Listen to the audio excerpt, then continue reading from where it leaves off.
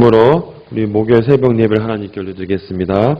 전능하사 천지를 만드신 하나님 아버지를 내가 믿사오며 그 외아들 우리 주 예수 그리스도를 믿사오니 이는 성령으로 잉태하사 동정녀 마리아에게 나시고 본디오 빌라도에게 고난을 받으사 십자가에 못 박혀 죽으시고 장사한 지 사흘 만에 죽은 자 가운데서 다시 살아나시며 하늘에 오르사 전능하신 하나님 편에 앉아 계시다가 저리로서 산자와 죽은 자를 심판하러 오시리라.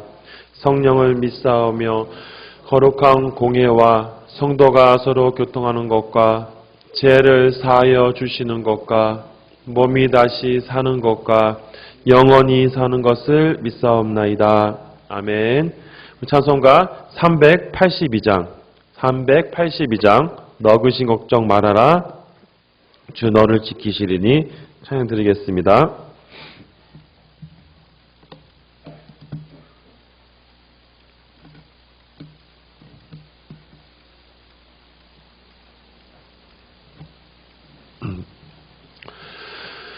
찬송가 382장 너 근심 걱정 말아라 찬양 드립니다. 너 근심 걱정 말아라 주 너를 지키리 주 날개 밑에 거하라 주 너를 지키리 주 너를 지키리 아무 때나 어디서나 주 너를 지키리 늘 지켜주시리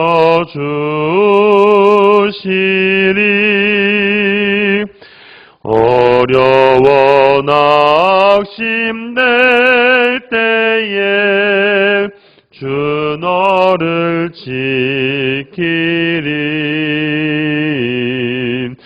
위험한 일을 당할 때 주 너를 지키리 주 너를 지키리 아무 때나 어디서나 주 너를 지키리 늘 지켜주시리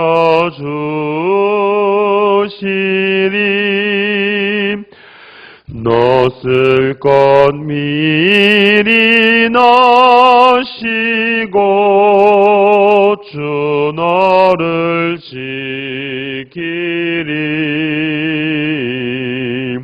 구하는 것을 주시며 주 너를 지키리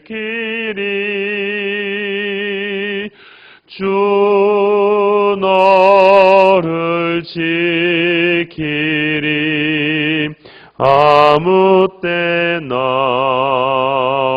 어디서나 주 너를 지키리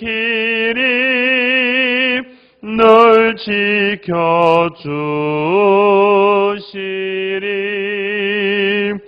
어려운 시험 당해도 주 너를 지키리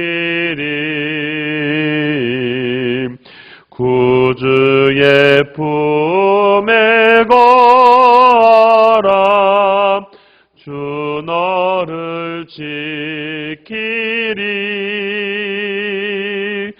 주 너를 지키리 아무 때나 어디서나 주 너를 지키리 널 지켜주시리.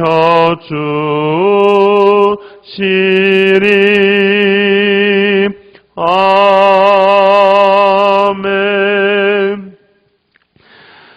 오늘 이 목요일은 나라를 위해서 기도합니다. 오늘도 이 나라를 위해서 기도할 때 하나님께서 은혜를 주셔서 코로나가 빨리 종식되어 이 나라가 어려움 당하지 아니하도록 기도해 주시고, 우리 대통령과 정치인들을 위해서, 위정자를 위해서 올바른 정치, 하나님 기뻐하신 정치를 할 수 있도록 기도해 주시고, 모든 경제가 하나님의 은혜 가운데 다시 회복되어서 이 나라 하나님의 은혜를 경험할 수 있게 달라고, 하나님을 대적하는 잘못된 모든 법안들, 잘못된 모든 것들이 다 폐지되어서 하나님을 바르게 섬기는 이 나라 이민족 되게 달라고 기도해 주시고, 계속해서 우리 다음 주 월요일부터 토요일까지 특별 새벽 기도가 준비되어 있습니다. 우리 모든 중직자들, 우리 성도들이 다 참여하여서 은혜로운 시간 될 수 있도록, 또 말씀을 증거하신 담임 목사님에게 지혜 능력 더하셔서 더 은혜롭게 더 진행될 수 있도록, 또 우리 11월 12월에 계속해서 진행될, 2달 동안 진행될 성경 통독을 통하여서 우리 하나님 말씀을 깊이 묵상하는 은혜 시간 될 수 있게 달라고 주여 한번 외치고 간절한 마음으로 기도하겠습니다.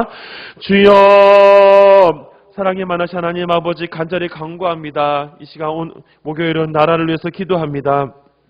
하나님, 이 나라 이민족을 불쌍히 여겨주시고, 이 나라가 지금까지 살아갈 수 있었던 것이 하나님의 은혜임을 다시 한번 깨닫게 하여 주시옵소서. 하나님, 이 코로나로 인해서 대한민국에 많은 어려움이 있습니다. 전 세계적으로 이 어려운 상황 가운데 있지만 하나님의 은혜를 주셔서 이 코로나가 빨리 종식되어 또 이 나라가 하나님 은혜 가운데 살아갈 수 있도록 도와주시옵소서. 가정 경제를 지켜주시고, 주님, 여러 가지 어려움 속에 살아가는 사람들을 위로해 주시면 주님께서 긍휼을 베풀어 주시고 역사해 주시길 간절히 간구합니다. 하나님, 또 우리 대통령과 정치인들을 붙잡아 주셔서 그들의 마음속에 그들이 이 나라 이끌어가는 방법들이 있어서 자신의 원하는 방법을 하지 아니하고 하나님을 바르게 알아 하나님 원하시는 방법으로 이 나라를 이끌어갈 수 있도록 주께서 붙잡아 주시고 역사해 주시기를 간절히 간구합니다. 하나님 아버지, 하나님께 간절히 아뢰오니 하나님, 또 하나님을 대적하는 많은 잘못된 법안들이 주님 폐지되게 하여 주시고, 그로 인해서 있을 모든 후폭풍이 생기지 아니하도록, 어려운 가운데 살아가지 아니하도록 이 나라를 불쌍히 여겨주시옵소서. 하나님의 뜻을 거역하지 아니하며 하나님 말씀을 다시 한번 세워지는 이 나라 이민족 되도록 주님을 경외하며 하나님의 뜻대로 살아갈 수 있도록 주님께서 지켜주시고 도와주시옵소서. 하나님, 다음 주 월요일부터 또 우리 토요일까지 특별 새벽 기도가 진행될 예정입니다. 하나님, 준비하는 과정 가운데 주님께서 내려주시고 우리 많은 성도들, 또 우리 중직자들 다 참여할 수 있도록 도와주시옵소서. 그래야 뜨겁게 기도하면 하나님께 부르짖는 시간 되게 도와주시고, 또 말씀을 준비하고 계획하시는 목사님에게 은혜를 내려주셔서 하나님의 귀한 말씀으로 우리 말씀을 또 예배 드리는 모든 성도들의 마음속에 확신과 하나님 은혜가 있을 수 있도록 도와주시기를 간절히 간구합니다. 주께서 역사해 주시고 긍휼을 베풀어 주셔서 하나님의 은혜가 있는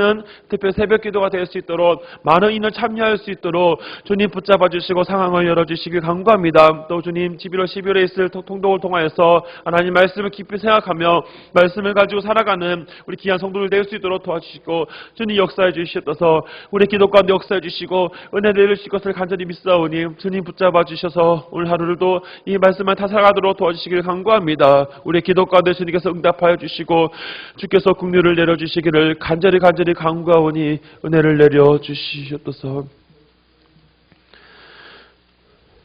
사랑이 많으신 하나님 아버지, 나라를 위해서 기도합니다. 주께서 이 나라를 불쌍히 여겨주셔서 이 나라에 있는 모든 문제들 가운데 주님께서 은혜를 베풀어 주시옵소서. 하나님, 코로나로 인해서 어려움 당하고 있는 사람들이 많이 있습니다. 경제가 힘들고 여러 가지로 많이 어려움 속에 있지만 주님께서 이 문제를 빨리 해결해 주셔서 그들의 마음속에 더 이상 아픔과 상처가 생기지 아니하도록, 물질의 문제에 있어서 어려움 당하지 아니하도록 주께서 은혜를 베풀어 주시옵소서. 또 주님, 대통령과 우리 모든 정치인들의 마음을 붙잡아 주셔서 그들이 하나님이 원하시는 방법으로 이 나라를 이끌어갈 수 있도록 주께서 은혜를 베풀어 주시옵소서. 하나님 아버지, 또한 하나님을 거역하는 모든 잘못된 법안들, 잘못된 세력들이 제거되어서 이 나라 이민족이 온전히 하나님을 신뢰하며 하나님 말씀대로 살아갈 수 있도록 도와주시기를 간구합니다. 하나님, 또 우리 다음 주 월요일부터 토요일까지 특별 새벽 기도를 준비하고 있습니다. 준비하는 과정 가운데 주님 잘 준비할 수 있도록 도와주시고 우리 모든 성도들, 우리 모든 중직자들이 다 참여하여서 하나님의 귀한 은혜의 시간 될 수 있도록 도와주시옵소서. 말씀을 통하여 다시 한 은혜를 경험하게 하시고 또 말씀을 증거하시는 목사님에게 또 지혜 능력을 더하셔서 귀한 은혜의 말씀을 준비할 수 있도록 도와주시고 또 말씀을 읽을 때마다 주님 역사하심을 다시 한번 경험하는 귀한 시간 될 수 있도록 도와주시옵소서. 모든 것 주님께 맡깁니다. 사랑이 많으신 예수님의 이름으로 기도합니다. 아멘. 오늘 우리에게 주신 하나님 말씀은 히브리서 11장 17절에서부터 20절까지 말씀을 같이 보도록 하겠습니다. 히브리서 11장 17절에서부터 20절까지 말씀입니다. 신약 366쪽에 있습니다.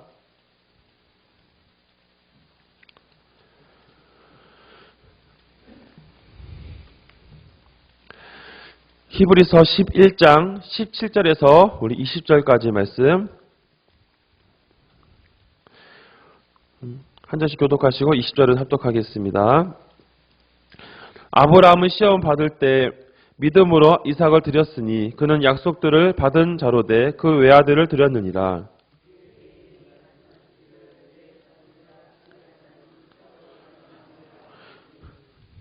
그가 하나님이 능히 이삭을 죽은 자 가운데서 다시 살리실 줄을 생각한지라. 비유컨대 그를 죽은 자 가운데서 도로 받은 것이니라. 믿음으로 이삭은 장차 있을 일에 대하여 야곱과 에서에게 축복하였으며. 아멘. 부전자전이라는 말을 많이 들어보셨을 겁니다. 부전자전이라는 말, 그 아버지, 그 아들이라는 표현을 사용하고 있죠. 보통 아버지 어떤 모습들, 아버지 어떤 그런 사고방식들이 그 자녀들이 이어받는다는 것을 보통 우리가 이해합니다.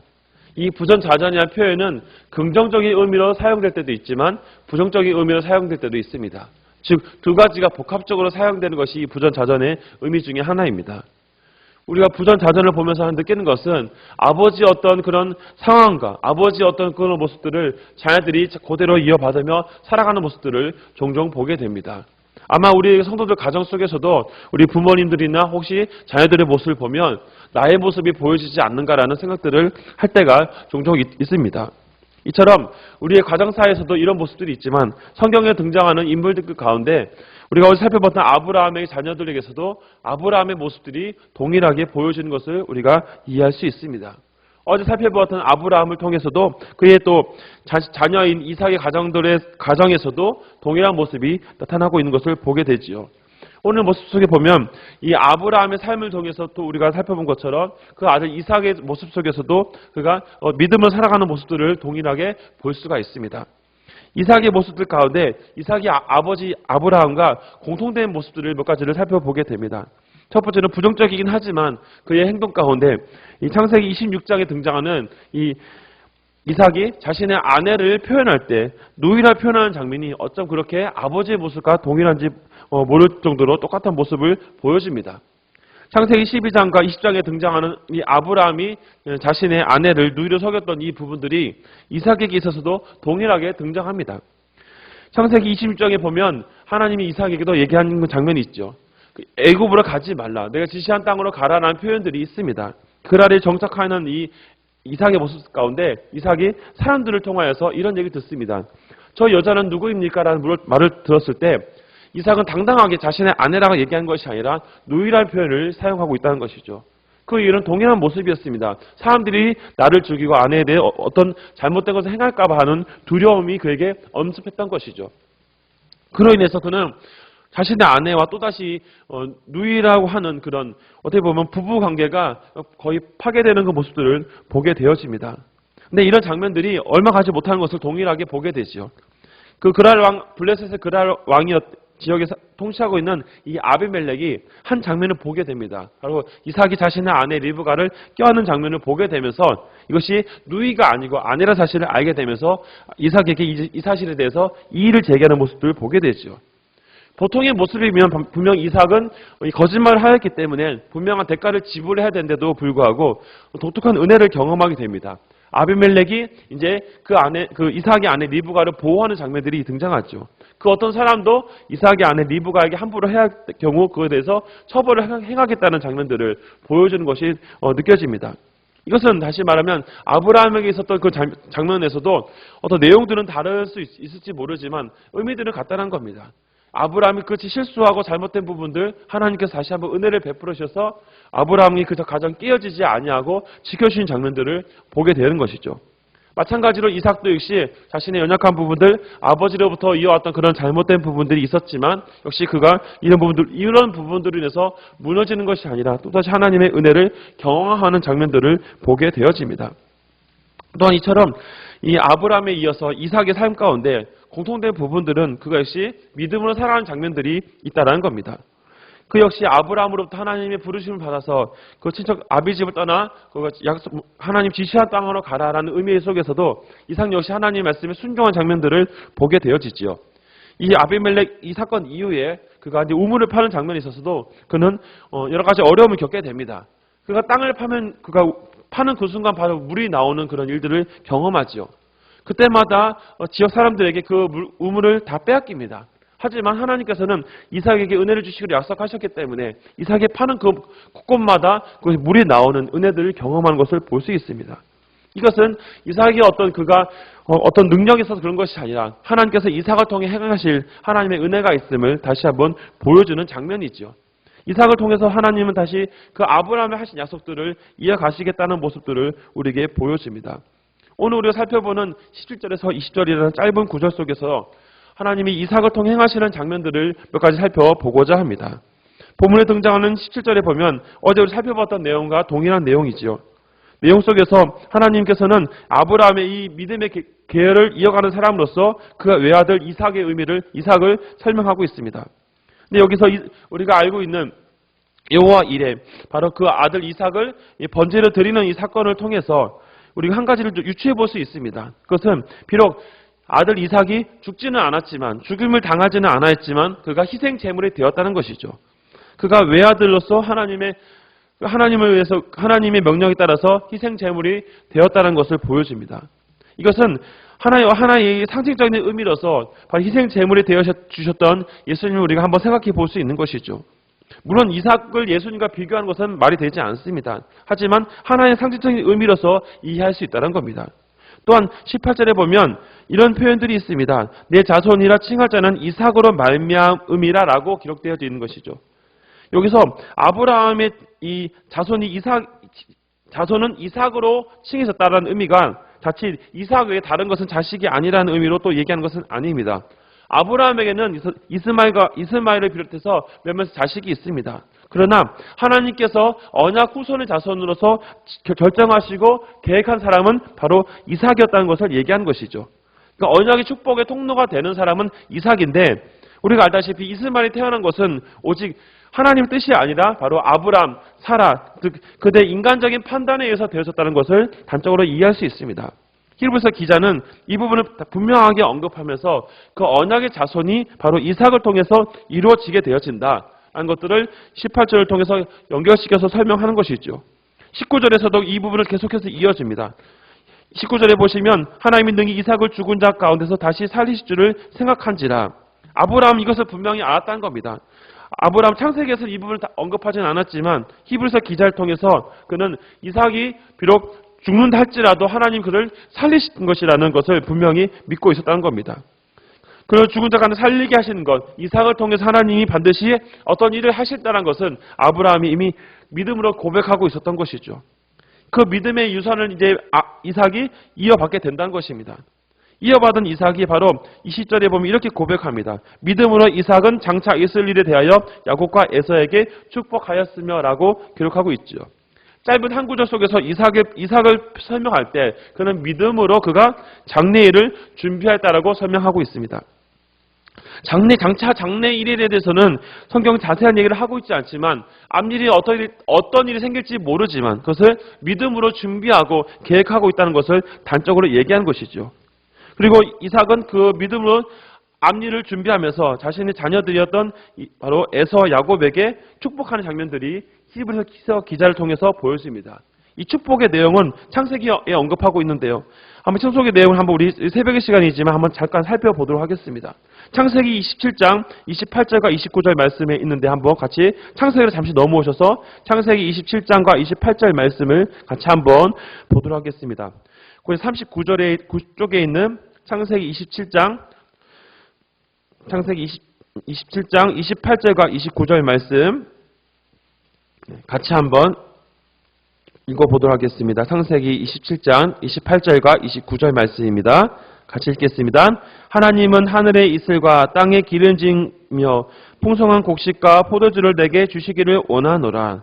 만민이 너를 섬기고 열국이 내게 굴복하리니 내가 형제들의 주가 되고 내 어머니의 아들들이 내게 굴복하며 너를 저주하는 자는 저주를 받고 너를 축복하는 자는 복을 받기를 원하노라. 28절과 29절을 보면서 한 가지 우리가 느껴지는 것은 바로 하나님께서 아브라함에게 주신 복과 동일한 부분입니다. 사실 이 7절의 내용은 27장의 내용은 25장에 있었던 바로 이 야곱이 형을 속이는 장면이죠. 형을 장자권을 요구하기 위해서, 장자권을 얻기 위해서 팥죽 한 그릇에 팔아먹는 그 사건 이후에 이 일로 인해서 결국 그것이 발달이 되어서 결국 형과 분리될 수밖에 없는 모습들을 보여줍니다. 27장에서는 바로 이삭이 수명이 다 돼가니까 바로 그 아내 리브가가 자신이 가장 사랑하는 아들 이 야곱에게 어떤 복을 받기를 원해서 형의 어떤 모습들을 이제 어떻게 보면 분장을 해서 대신 그 아버지 처소에 보내는 장면이 등장합니다. 물론 이삭은 누구보다 에서를 사랑했기 때문에 에서에게 복을 주기 위해서 에서에게 이런 얘기를 하야죠. 에서를 하여금 이제 그가 사냥을 해갖고 오면 맛있게 요리하면 너에게 복을 주겠다라는 장면들을 하면서 그에게 명령을 내립니다. 에서는 이제 복을 받기 위해서 가서 열심히 요리를 해오기 위해서 사냥하러 나갔죠. 그 틈을 타서 바로 리브가가 자신의 사랑하는 아들 야곱에게 형으로 변장을 시켜서 이삭이 있는 처소로 도로 보냅니다. 문제는 이 이삭이 앞을 보지 못하는 것이 하나 약점이었기 때문에 분명히 목소리는 야곱이었는데 분명히 몸 만져보니까 에서의 복장인 것을 이제 이삭이 의심하기 시작하는 것을 보게 됩니다. 하지만 결국 결론적으로 보면 야곱이 축복을 받게 되는 장면들을 보게 되죠. 이후에 결국 이 일이 있고 난 이후에 이 축복을 야곱이 모두 받고 나서 나중에 이제 에서가 돌아온 장면들을 성경은 또 기록하고 있습니다. 한 장을 넘기시면 27장 39절과 40절 말씀을 한번 읽어보겠습니다. 27장 39절과 40절, 창세기 27장 39절과 40절 말씀 같이 한번 읽어봅니다. 시작. 그 아버지 이삭이 그에게 대답하여 이르되 내 주소는 땅의 기름질에서 멀리 내리는 하늘의 이슬에서 멀 것이며 너는 칼을 믿고 생활하였고 내 아우를 섬길 것이며 내가 매임을 벗을 때에는 그 멍에를 내 목에서 펼쳐버리리라 하였더라. 이삭이 자신이 사랑하는 에서에게 행하여서는 어찌 보면 축복이라는 의미보다는 좀 안타까운 얘기를 하고 있습니다. 40절에 보면 칼을 믿고 생활하였기에 내 아우를 섬길 것이며 내가 매임을 벗을 때에는 그 멍에를 내 목에서 떨쳐버리리라. 어찌 보면 형이었던 에서는 동생 야곱을 어떻게 보면 섬길 수밖에 없는 축복의 권한이 이제 에서가 아닌 바로 그 동생인 야곱에게 이어지는 장면들을 보게 되어집니다. 이 내용을 통해서 한 가지 알 수 있는 것은 이삭은 자신이 믿음으로서 자신이 앞으로 될 일을 알 수는 없지만 그것이 하나님의 어떤 은혜로 인해서 에서와 야곱에게 기도하는 장면들을 보여줍니다. 어찌 보면 한 사람에게 축복권이 이어지는데 팥죽 한 그릇에 팔아넘긴 이 장자권이 에서에게서 야곱 넘어지는 이 장면 통해서 그 이삭의 축복권이 바로 이삭으로부터 축복을 받는 것이 야곱으로 넘어가는 장면들을 어떻게 보면 20절에 히브리서 기자가 20절을 통해서 다시 한번 보여주는 것이죠. 믿음으로 살아가는 사람들은 무엇을 얘기하는 것이냐? 장차 앞일을 알 수는 없지만 그것을 믿음으로 결단하며 살아간다는 것을 이삭과 그의 아들인 야곱을 통해서도 이어지고 있음을 보여주고 있습니다. 이 본문을 통해서 우리가 한 가지를 이해할 것은 믿음으로 살아가는 사람, 아브라함도 그렇고 이삭도 그렇고 이들은 이 믿음으로 살아가면서 한 가지를 결단한 것이 있는데 그것은 무엇이냐? 미래를 알 수 없지만 그것을 하나님을 온전히 신뢰하면서 나아간다는 것입니다. 앞일을 알 수 없는 그 상황 가운데 하나님을 온전히 바라보면서 살아가는 그런 모습들이 이삭의 모습 속에서도 오늘 20절에서도 그것을 언급하고 있는 것이죠. 히브리서 기자는 그것을 가지고 믿음으로 이삭이 이렇게 하였다라고 얘기하고 있습니다. 히브리서 기사를 통해 우리가 분명히 기억해야 될 것은 믿음으로 살아가는 사람들, 그 사람들의 공통점은 바로 하나님의 행하실 것을 바라보고 살아가는 사람입니다. 나에게 어떤 일이 일어날지는 다 알 수는 없지만 그것을 온전히 하나님께 붙잡고 하나님을 의지하고 나아갈 때 하나님께서 이루신다는 것을 믿고 가는 것이 바로 믿음으로 고백하는 사람이라는 것이죠. 그러므로 오늘 본문을 통해서 이삭을 통해 하나님께서 하시는 말씀들은 믿음으로 살아가는 사람은 믿음을 통해서 앞의 일들을 알 수는 없다 할지라도 주님을 인도하심을 바라보며 살아갈 때 주님께서 그 길을 온전하게 인도해 주신다는 것을 말씀해 주고 있습니다. 축복의 통로가 되는 것은 결국 믿음으로 결단하며 살아가는 사람에게 그것이 이루어진다는 것이죠. 에서는 안타깝게도 그것이 축복의 통로로 받지 못하였습니다. 믿음으로 살아가지 않는 사람들에게는 그것을 누릴 수가 없는 것이죠. 그로 인해서 우리가 늘 얘기한 것처럼 아브라함의 하나님, 이삭의 하나님, 그리고 야곱의 하나님이라고 불려지는 이 모든 은혜들이 믿음으로 살아가는 사람들에게 의해서 이루어진다는 것을 볼 수 있는 것입니다. 오늘 본문을 통해서 우리는 한 가지를 늘 기억하며 살아갈 수 있기를 간절히 바랍니다.